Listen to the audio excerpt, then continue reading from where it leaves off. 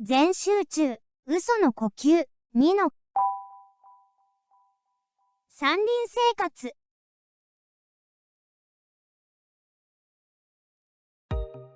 どうも、おはようございます。山林生活チャンネルの管理人、山林生活です。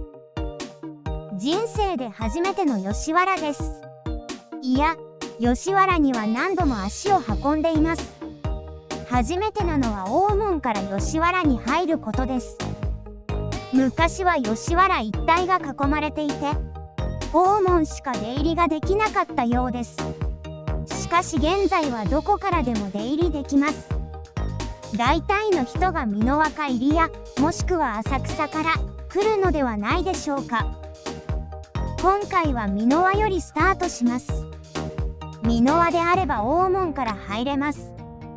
いつもは入谷からだったので、大門から灯籠するのは初めてです。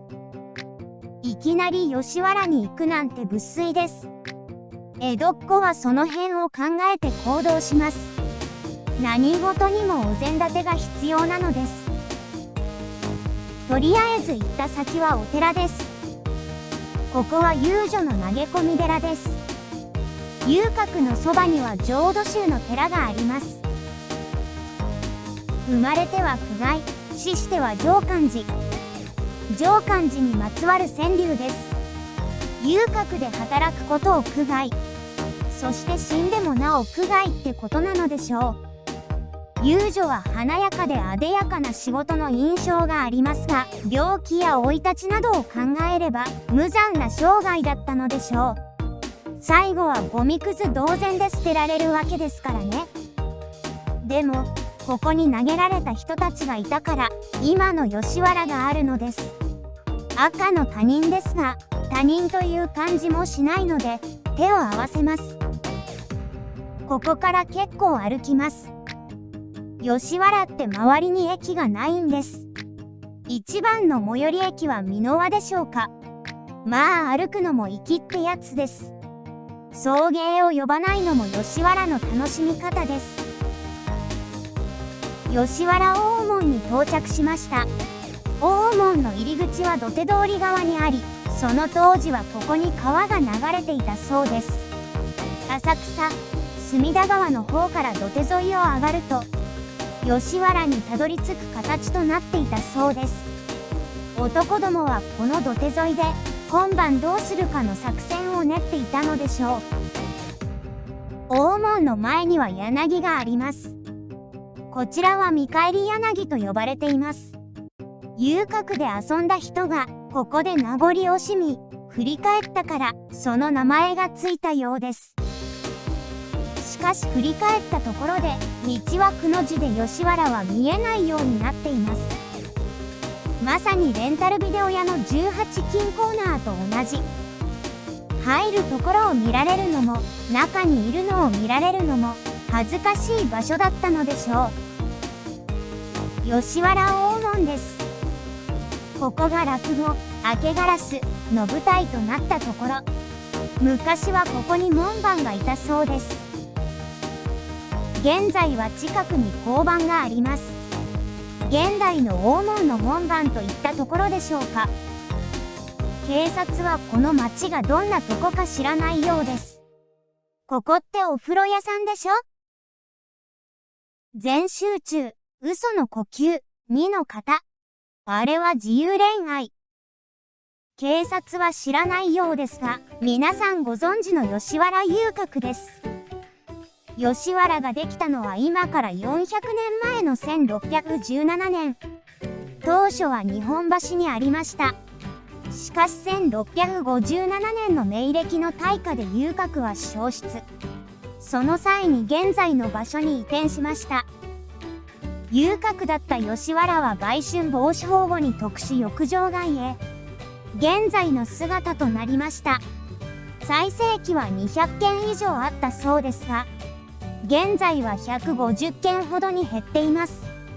吉原は400年の歴史がありますが、性風俗は悪しき文化ですので、この町は淘汰されていくのでしょう。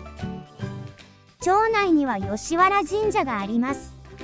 弁天様で吉原遊郭の守り神なのでしょう。普段は一目散に店に入ってしまうため、ここに神社があることすら知りませんでした。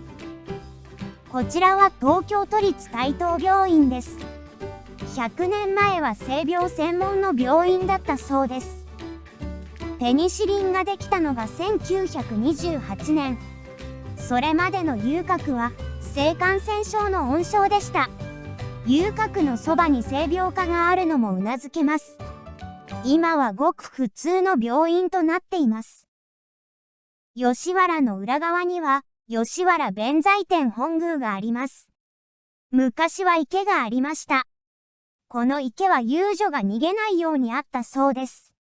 でも関東大震災の時に火の手から逃げようとした多くの遊女がこの池で亡くなったそうです。その供養塔がこちらにあります。多くの遊女が眠っているのでしょう。所詮は風俗街ですが、それは江戸の頃から脈々と続いています。廓と日本史は切っても切れない関係です。歴史上の人物も通っていたのです。歴史的に重要な場所ですが、やっぱりここは風俗街です。実際に古くは人身売買の元となり、今でも借金返済のために風呂に沈められた人もいるようです。女性の権利が侵害されている側面がありますが、ここでしか働けない人もいるのです。吉原で働けたから助かった人もいたかもしれません。つまり、これはあれです。もしかしたら、私の支払った100分3万2000円が誰かを助けていたかもしれないのです。やっぱり通って応援ってやつでしょうか。吉原に来て何もせずに帰ることなんてできません。だって、このまま何もせずに帰れば、大門で止められます。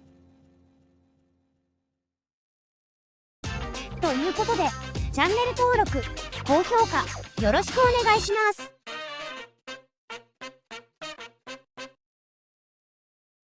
このチャンネルは、ご覧のスポンサーの提供でお送りしました。